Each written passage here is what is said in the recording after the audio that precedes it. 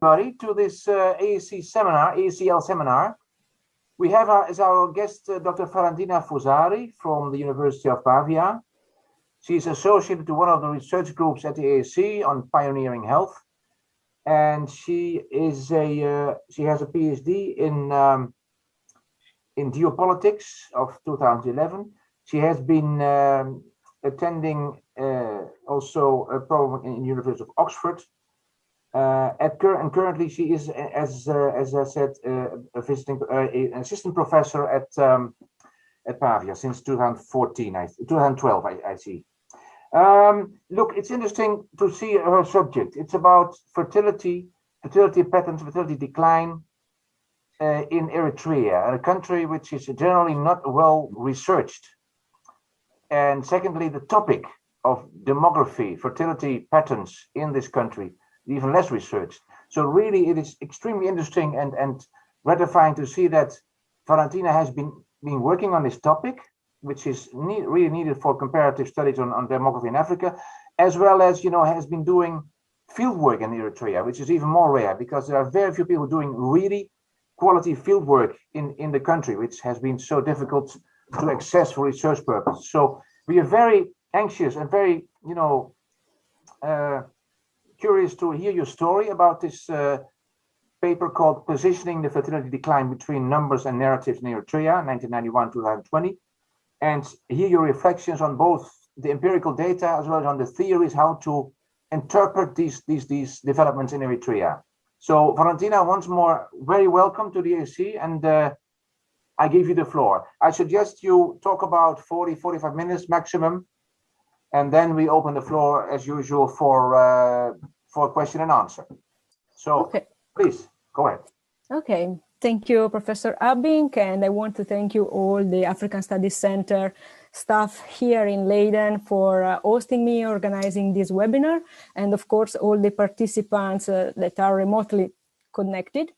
And well, this afternoon I get the opportunity, just let me share my screen. Okay. So this afternoon I get the opportunity to share with you a part of my research concerning the population dynamics in Eritrea. My presentation is centered on the fertility transition, a topic that I've been working on since my PhD years.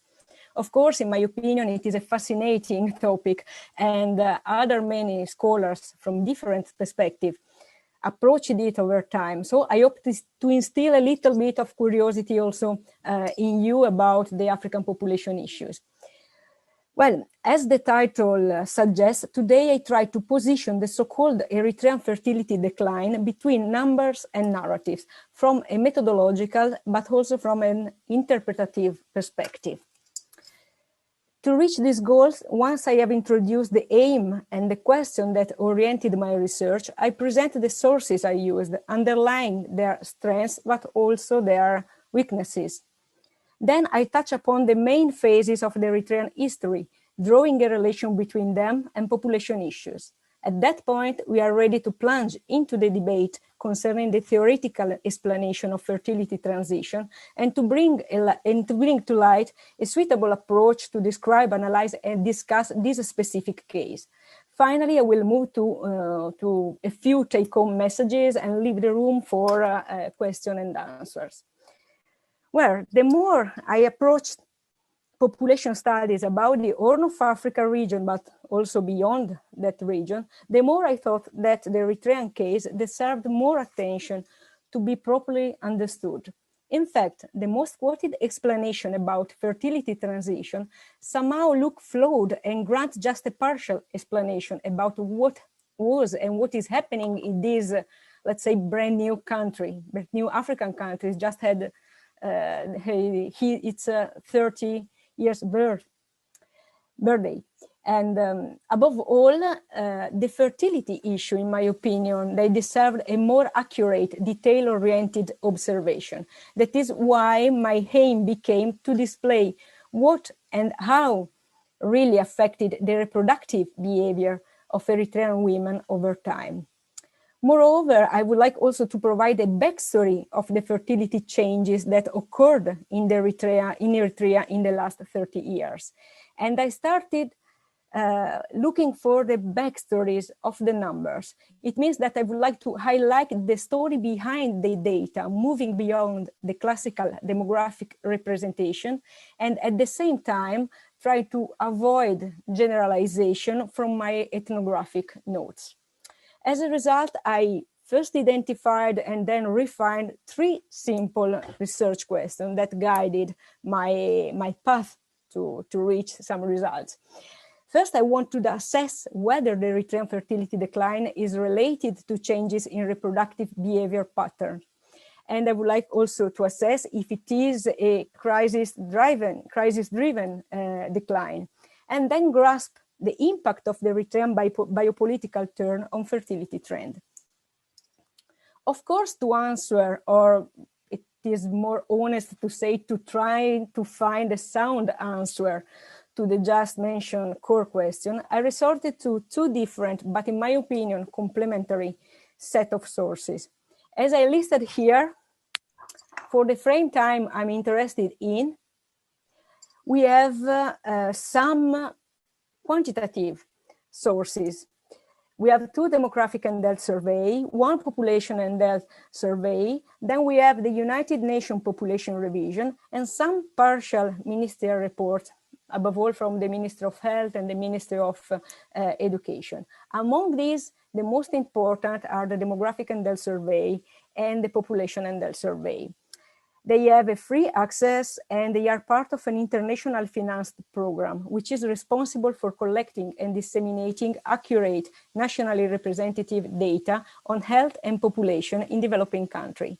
Specifically, they gather data about women fertility, but they are based on standardized questionnaires. And this is really important for me because they can only choose and select about a set of questions, and most of the time there is a collector, so they are not free to write something else or express or elaborate further on specific issues.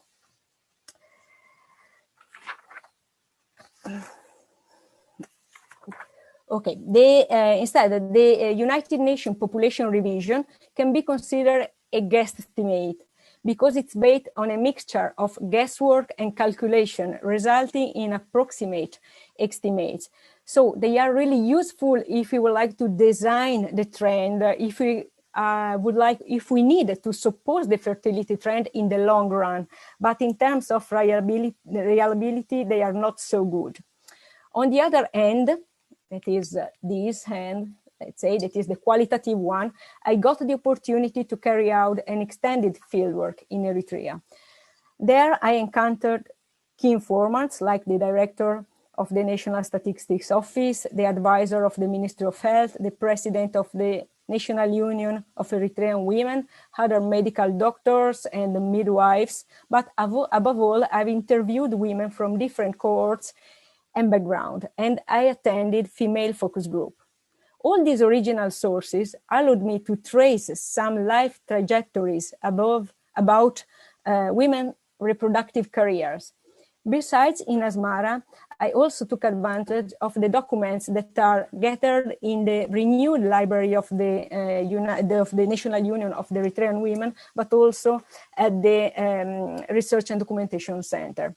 So based on these sources, my work moved towards anemic interpretation of fertility changes. That is an explanation based on the inside, internal, and bottom-up perspective to disclose the nature and causes of the Eritrean fertility transition, reducing the risk of misinterpretation, but also of oversimplification. Yet to frame fertility changes, I think we can benefit of having an idea of the main events and socio-political phases that characterize the country. As Alfred Sauvy, the same guy that coined the terms of third world, used to say, the world is like an analog watch. And in this watch, we have the politics that is the second end, which run fast and politicians try to cheese it. We have the economics that is the minute hand, and its scrolling is visible. And then we have the demographic instead, that is the hour hand. Apparently they are steady, but in the long run, they are the most important. This metaphor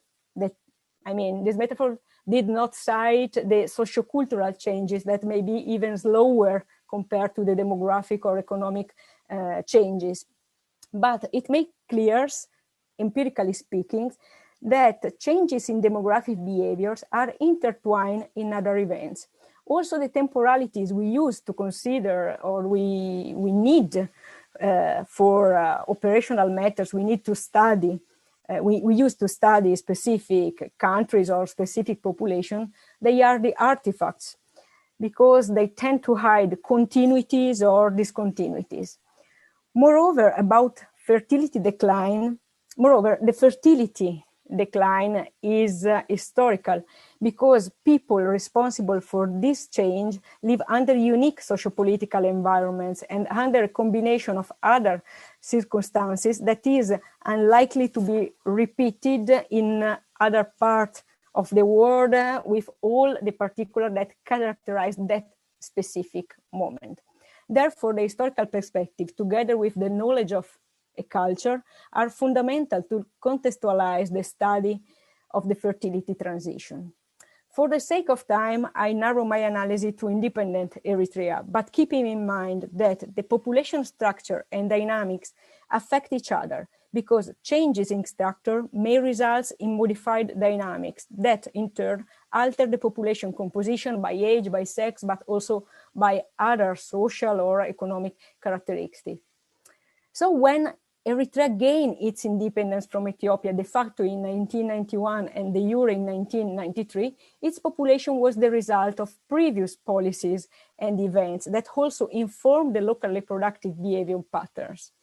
For the purposes of this presentation, it is enough to point out that European colonialism improved health and increased mobility, for example, by recruiting adult males in the colonial army or by attracting female workers even from across the border. While education and access to labor market had a weak impact on both the female condition and the fertility control. In fact, at that time, over 80% of the Eritrean population lived in the rural areas, where infant and maternal mortalities remained high despite postpartum sexual taboo and prolonged breastfeeding.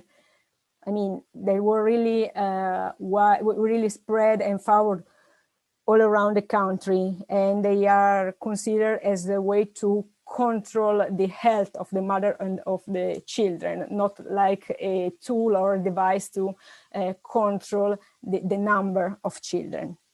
So since the 80s, the impact of the liberation struggle has been important both for the demographic impact, especially in terms of mortality and mobility of the population in their reproductive ages, and for the ideology of the Liberation Front, which is the backbone of the future Eritrean state. In fact, after the independence, the principle of the revolution guided the policies promoted by the new government, as demonstrated by the insistence on gender equity, self-reliance, and the active participation of the people. Examples in this regard are the introduction of the National Service Program and, following the border conflict against Ethiopia, the last one is 1998-2000, the introduction of the Versailles Kealo Development Campaign. Both the border conflict and the following policies played a role in the Eritrean fertility transition. Luckily, a lot of prominent scholars from different perspectives developed interesting methodological and theoretical tools to study fertility. So I could benefit from demographic models and theories that explain reproductive behavior and design fertility trends. Although the most of these theories stems from European or Western case studies, some of them have been rephrased to fit Global South cases, while the recent and ongoing fertility transition in Sub-Saharan Africa aroused new interest among demographers. Moreover, other precious hints came from studies about the Middle East war-torn countries like Iraq or education disruption, new theories has been published in 2019 concerning the education disruption in Nigeria and the supposed results in terms of fertility, but also concerning the contraceptive use in post-conflict society. Rwanda, in this case, it's a real successful case. And also concerning the fertility stall, like in Kenya or in urban Ethiopia. However, such a standardized and often decontextualized approaches have been questioned and challenged by anthropologists since the 80s. Their main charge to demographers concern their conventional paradigms, where the fertility decline is read as a universal sign of socioeconomic development or as a temporary response to critical times. Thus, anthropological critiques demand for an expanded, nuanced, and adapted approach to cultural logic and sociopolitical context. So, if the demographers suggest important factors to study or to take into account to study the fertility transition, like the proximate determinants of fertility or the timing to declare its beginning, or they indicate or suggest how crisis can be the driver of fertility changes, anthropologists invite to set aside the quantitative measurement and provide a thick description of the cultural devices beyond the number. So bearing in mind all these suggestions, I need to find an approach that was good and suitable for my case studies. So bearing in mind all the theories and models and all the critiques by the anthropologists, what I've done is to approach my case studies that is characterized by scanty quantitative data and difficult ethnographic fieldwork, as Professor Abink mentioned above. And these difficulties are mainly linked to mobility restriction and if the researcher is tackling, for example, sensitive issues, and fertility can even be seen as a sensitive issue in nationalistic terms. So to combine the quantitative and qualitative sources described so far, I resorted to demographic anthropology, that in Nancy Owell's words is a devilishing, difficult specialty within anthropology. This specialty provides an integrated analytical framework to understand demographic phenomena in the context of the specific sociocultural environment that in which they occur. So they have to take into account the economic aspect, the political aspect, the cultural aspect, and the social aspect, not just the demographic result in terms of number. Thus, this approach allowed me to pivot on fragmented and biased quantitative data and on original qualitative data to attain a contextualized analysis of the Eritrean fertility transition and to position the fertility between numbers and narrative, posing on details and peculiarities. In this way, it is also possible to attain new tiles for further comparative studies. Getting now into the thick of things, I'm pleased to introduce you to a simplified graph of the Eritrean total fertility rate between 1919 and 2020. The total fertility rate is the average number of children a woman would have if she survived all her childbearings or reproductive years. That is not so easy and common in such a context because of maternal mortality or because of other traits that can happen during the course of life of a woman there. And in this, let's say this age is considered in conventional international statistic words between 15 and 49 years old. So just this international convention can be criticized for the Eritrean case, but right now we have to keep it in mind because all the data available, they are framed using these international statistics and ages. So the total fertility rate is a reasonable summary of fertility level, and it is closely related to population growth in the long run. Before the independence, during the liberation struggle, the lower fertility of first birth may be seen as a response to economic decline and instability caused by the political unrest. Moreover, it is important to underline that around the 30% of the Eritrean Liberation Front was made up by women, and that women changed their lifestyle and their perception of motherhood and childbearing as the male-female role within the family and within the society. In the liberated area, including also the rural area, the Liberation Front provided basic mother and child health services, like family planning and immunization. It also promoted child and adult education. And at that time, the female fighters, the so-called Tegadelti, stand as emerging models, pioneering female empowerment and cultural change in the local patriarchal system. Welfare and its consequence led to an increase in migration rate. So we can say that together with the women that joined the army, we have some other women that left the country and enhance a previous female out-migration flow. And so they enhance the Eritrean diaspora, not only in the Horn region, but also beyond. The country's stormy history has affected the collection of demographic data.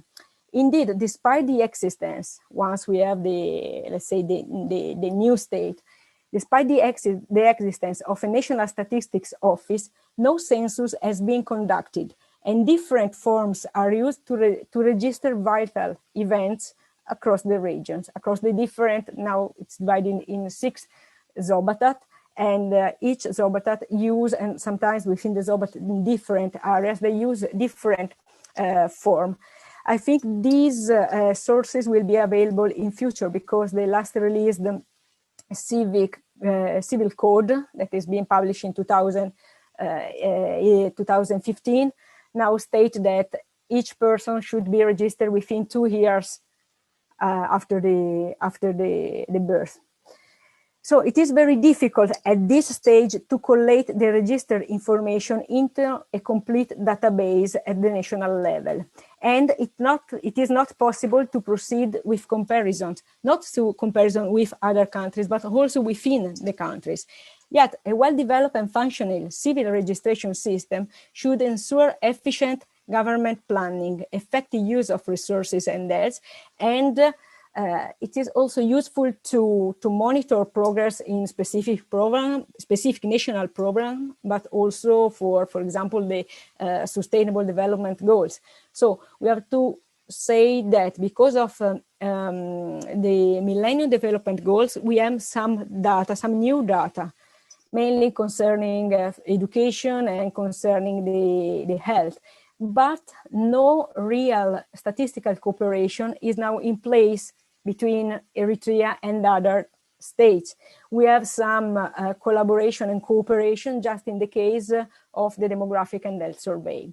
So because of this situation, the fertility trends have remained largely undocumented. And this graph is based on the 2 sources I stated at the beginning. So the yellow line is the trend as per the United Nations Revision 2019, whereas the 3-color bullet are the results of the demographic and health survey and of the population and health survey, which cover nationally representative samples. The long liberation struggle strongly affect mortality, morbidity, and migration rates. At the time of independence, maternal and infant and child mortalities were really, really high. In the mid-90s, in 1995, based on the data of the first demographic and health survey, we had 985 deaths per 100,000 live births. This rate decreased to 722 at the beginning of the 21st century, and the last available data based on the demographic and health survey is around 486. It's really a still high maternal mortality, and having a high maternal mortality means also to have less, let's say, available mother or potential mother within the country, because they reduce this rate, this risk of death, reduce the cohort, the female cohort in their reproductive ages. But there is another concerning the maternal mortality data. There is another source, that is the maternal mortality estimation interagency group. And the last available data for the last decade state that the maternal mortality rate in Eritrea is still higher than 500 deaths per 1,000 live births. So also the Human Development Index is not in a good position. The last estimate in 2019 is around, say that it is around 0.46. And it means that we haven't increased compared to the index in 2005, when it was around 0.43. But in both cases, we are below the average of both the sub-Saharan Africa and the least developed countries, because we are around the 0.45, 0.44. 0.55, 0.54. So this is interesting. These data are interesting just because they challenges the adagio of the demographers, because they say that usually fertility decline is a result of a real economic development. In this case, we don't have a real economic development, but we have a clear fertility decline. As we see, the total fertility rate declined from 0.1 in 1995 to 4.8 in 2002, and it remained the same in 2010. This implies a reduction of the fertility of around 20% in 15 years. That is, means it's a really fast decline. And of course, the women of different background, we can say that contributed in a different ways to this decline. For example, in the urban areas, we have a fertility rate that is even lower than 4.8, but in the rural areas, we have a faster decline between 2002 and 2010. So we have to disaggregate the data to comprehend this trend and what there is behind. Yet the timing of fertility decline and its underlying causes have not yet been deserved enough attention. And the debate is still open, mainly to understand the impact of the last border conflict and the subsequent policies. The early post-independent phase, let's say between the 90s, showed some progress in the GDP, in education, in health services, and infrastructure. The fertility level stabilized because the couples rejoined. For example, the couple that maybe were divided because of the men or the women who were involved in the liberation struggle. And at the same time, new families were formed, while some Eritrea from the diaspora decided to return back home.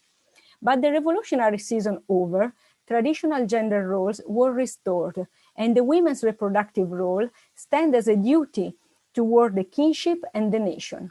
Moreover, women who had actively participated in the liberation war, especially those from the rural area, struggled to reintegrate into the civil society after their demobilization. As a result, they were also marginalized because in the rollback of the patriarchy, they were deemed too emancipated to fill the submissive role of wives as well as mothers.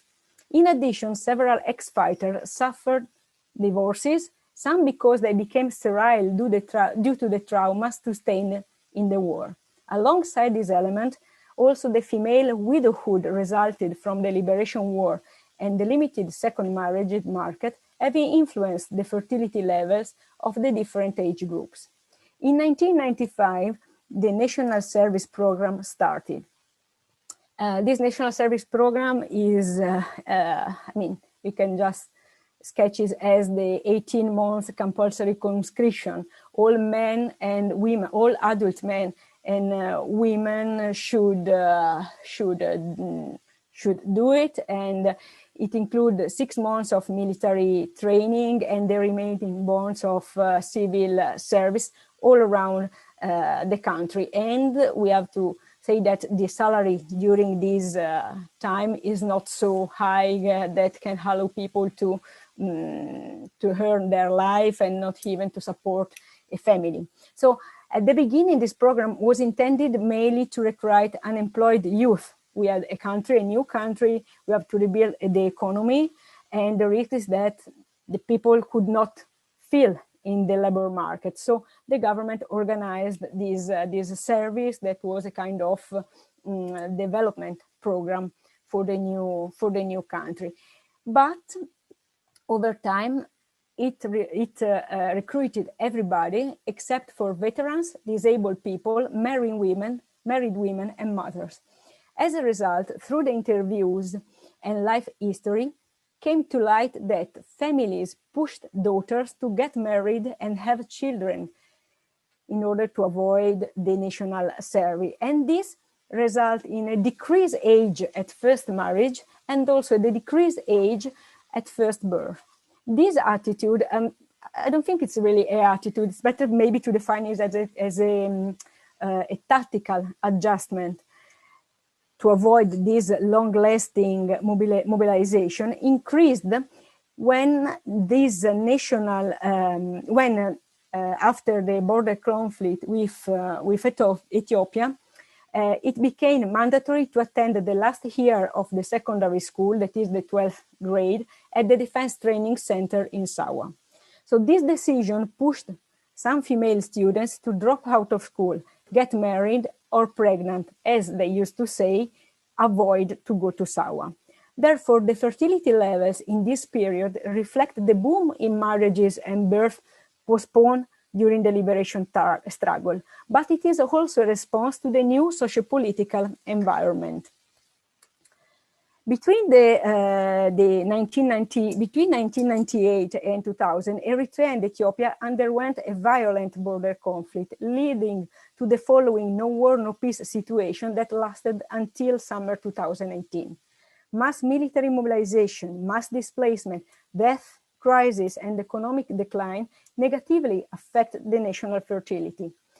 Anne Blank and Michael Gebremariam, that are the two demographers that approached the fertility decline in Eritrea, and they approached it in 2000, Anne Blank in 2004, and Gebremariam in between 2006 and 2010. So they had only the demographic on their survey of 1995 and 2002. So they discuss whether the decline is driven primarily by the last border conflict or by changes in other factors, including delayed marriages, improvement in child survival, and sociocultural changes predating the conflict. Applying the Bongart's model, the Bongart's model is based on the proximate determinants of fertility. And to be sincere, not all the voices, not all the factors that in this model should be considered can be available and used for the Eritrean case. For example, the number of abortion over there is illegal. So this model can't be properly applied to the Eritrean case. However, Blank, using this model, rephrasing it a little bit, stated that this fertility decline is mainly an outcome of the border conflict, mediated by a reduction in the proportion of women exposed to the risk of pregnancy. Whereas Gebremariam stated that the fertility decline is partly due to the impact of border conflict and partly to the socioeconomic transformation predating the conflict, like the reduced fertility rates for older age women. What does it mean? That the older age women used to stop their reproductive career. It means also, as a result, that we have a reduction in the total fertility rate. However, both scholars agree that part of this decline depends on an increase in widowhood, divorce, and spousal separation during the war. In fact, mobilization, loss of vitality, and migration have created several unusual features in the population structure, distorted the population pyramid and skewed the sex ratio. It means that we have more women than men, but the most of the women in their reproductive age right now are not living with their partners. And this reduces the risk of pregnancy in a context where the pregnancies out of wedlock are not so common. So their analysis today, and this is in my opinion, could sound a little bit out of date, just because we have another Eritrea population and their survey, so we have other data, and we can't see a real decline. We are now more seeing a fertility stall. So it will be interesting to know their opinion about this point. And the other, not critique, but something that we can add to their analysis is that they read the fertility decline only through the demographic lens, without including the story behind the numbers. So they did not apply a bottom-up approach to understand the cumulative drivers of the decline. Likewise, for example, the effect of migration on fertility. Migration means that in the Eritrean case, we have a lot of women that are fleeing the countries. And it means that we have a reduction, a narrowed cohorts in their reproductive age. At the same time, for example, the women decide to invest more on their migration project instead of their family formation. And also the social remittances. The remittances from abroad can be used, for example, they can share information about contraceptive, about modern contraception, and so on. So all these aspects are not taken into consideration in the analysis of Blanc and Gebremariam. Similarly, also other traditional practice like the female genital modification or unsafe abortion that can create a temporary or permanent infertility are not adequately tackled in their analysis. Finally, also the gender perspective sounds weak in their works. Even if they rely on sources where women are the key informants, their voice are missing. But the policies introduced after the conflict had even more impact on fertility. Indeed, in summer 2002, the government announced the Versailles Chialo development campaign, then implemented in 2004. This is the extension, we can say, of the national service, and the salary is a little bit higher compared to the national service, but it's really hard to choose what could be your professional career or where you can exercise your professional career. So it can be, this policy, this program, this campaign can be read as the biopolitical turning point aimed at reinforcing control over population. The introduction of this campaign worsened the population living standard and increased forced migration, as the completion of the service is mandatory to access the full citizenship, for example, to apply for the passport or to apply for an exit visa, without considering their costs. From the demographic point of view, the conscription of young adults resulted in, once again, spousal separation because of displacement within the country to serve the nation, but also because of migration. It results also in postponement of marriages and childbearing and widowhood because a lot of people died trying to flee the country. However, I am aware that the time frame between the last two the last demographic and health survey and population and health survey is too short to assess the quantitative impact on fertility of these policies that have been implemented right after the border conflict. But I think that women's opinion can be a valuable clue in Ginsburg's work, let's say, to identify the demographic behavior that should be studied. Yet, the demographic and their survey show that after the conflict and the introduction of the Versailles Fiallo development campaign, there was no further fertility decline, despite the reinforced migratory culture and the strong feminization of migration. But above all, what we have to consider in this last decade is that we had a strong increase in female-headed households. In 1995, we had around 31% of the households that were female-headed. In 2010, we have more than 47% of the households that are female-headed. And if we go in the urban setting, this rate this percentage is more than 50%. And together with this with this composition of the household, we are also to consider that we have a decrease of women in their reproductive ages, above all in the young groups. And we have a reduction of these women that are right now married or in union. It means that we have less women that are at risk of pregnancy. So we can suppose that the fertility trend could decline because of that.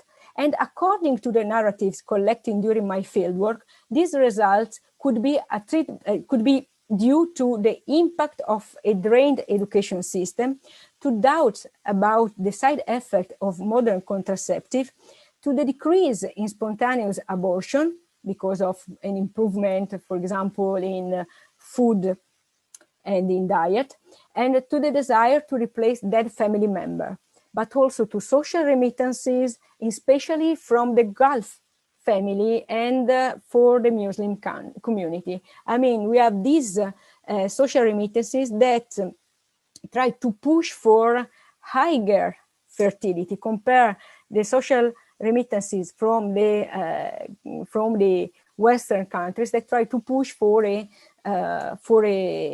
decline, for a restricted family size. So it's really hard to understand if now Eritrea is really facing a fertility decline, just in a slower way compared to the previous decades, or if it is facing a fertility stall. Unfortunately, we have no data to see if we are going in one direction or in the other. And the reports by the ministry, they are incomplete because they record maybe only the demographic events that happen within the health facilities. And another important element is that right after the peace agreement in 2018, we had a lot of women, especially young women, that left the country and moved to Ethiopia. And so right now, it's also hard to say what was happening to these women. Are they coming back? Are they returning back to Eritrea, or they are trying to move somewhere else because of the conflict that erupted in Tigray in the last November? So given the current situation and without updated demographics, it is difficult to predict the next scenario, even in the medium term, thus compromising the design of adequate programs such as family planning services. Furthermore, the effects of the prolonged lockdown due to the pandemic and the restricted access to education and the reduction of both economic and social remittances may affect fertility. For example, they can modify the decided number or the desired number of children, or they can modify the number of unwanted pregnancy, but also they can affect the unmet need of contraception. Also, the desert locust invasion should be taken into consideration because it can maltreat food security and therefore increase malnutrition. And also in the diet is really important to avoid miscarriage and as a result, in terms of total fertility rate, to see if we have a reduction or not. So over time, the Eritrean population underwent a feminization and a reduction of female cohorts in their reproductive ages. So if I'm trying to look to my research question and I try to summarize some evidence, I have to say that the Eritrean government and the society converge around the consensus that reproduction is vitally important. Family formation and reproductive behavior for the most of the population follow traditional models. It means a higher number of children. It means fertility should be at the center of the family life and at the center of the national life. And the improvement in the health services, together with the use of family planning, are used to boost fertility because they have been used in, let's say, a pronatalist way to safeguard the life of the mother and the life of the children. So family planning, when we use it to space deliveries instead of reducing the number of children, can lead to an increase in fertility at the end of the reproductive career of a woman, of a cohort, and then of a nation. The last report, it has been released yesterday, the last report of the Ministry of Health, in fact, stated that we have a great increase in the antenatal care, and this results in a decrease of maternal mortality, a decrease of infant mortality, and a decrease of child mortality. So maybe in future, we can have also a new revamp of the fertility. It depends if these people will reach their adult age there in Eritrea, and then if they have children there and how many they have.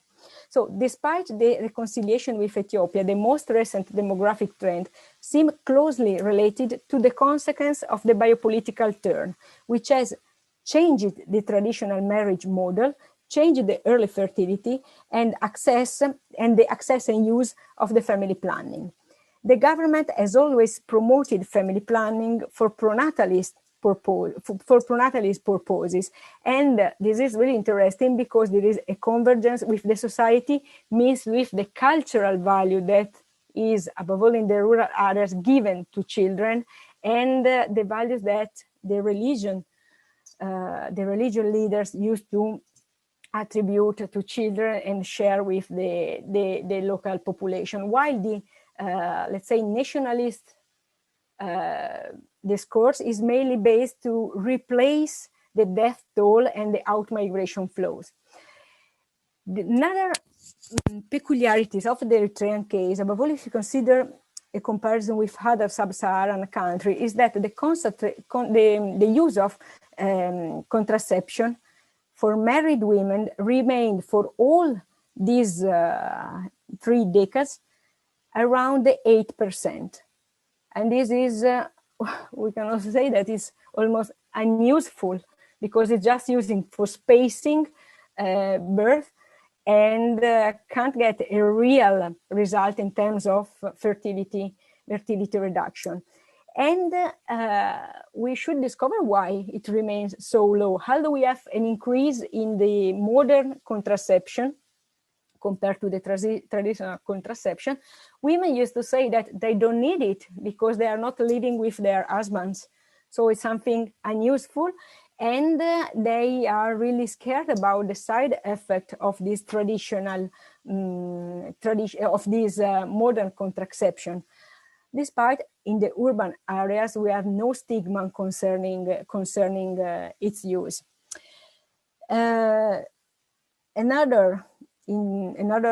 This is quite common, and it is something that we can see also in other cases, that educated women and those living in the urban areas are the forerunners of the fertility decline, because they say that they would like to have less children and they would like to give more opportunity to these children, and they are aware that they can't afford to bear these children, or to bear a high number of children. So they used to say they would like to have 2 or 3 children, but no more than that. But it doesn't mean that they go and look for contraceptive for contraception. So one thing is the desire, another thing is doing something for put your desire into something that is real. And so this convergent process, we can say, because both we have the state, the government, and the culture that is mainly based on the idea that the higher are the number of children, the good it is for the family and for the kinship. But the Eritreans feels paralyzed because of the biopolitical turn of the state. So we have a situation where maybe we expect an increase of fertility, or at least a fertility stall, but on the other side, because of the results, the political results of the last border conflict, people don't feel at ease at having a lot of children, and this can be maybe something that should be explored in order to understand what can happen next. So this, if I need to summarize what I put in my research, what I was wondering in my research question is that more than real changes in the reproductive behavior partners, we have a fertility decline linked to the conflict, but that conflict is not enough per se in changing the fertility pattern, the fertility behavioral pattern. What is really affect this pattern directly or not, at least in the perception of the Eritrean women and couple, is the biopolitical turn that follow the conflict. And so I'll try just to close with some concluding remarks, stating that, in my opinion, using a mixed method to study fertility issues is an added value, above all in that context where we have biased or fragmented data. So we need to complete and we need to move out of the trap of a model that predict what is going to happen. Then, despite a growing body of literature about how motherhood and childbearing changed over time and space in Africa, the number of studies assessing fertility changes from a bottom-up perspective is still scant. Finally, this finding challenged the hypothesis that the fertility preferences precede actual fertility decline. In this case, for example, the fertility decline seems due to major first, but the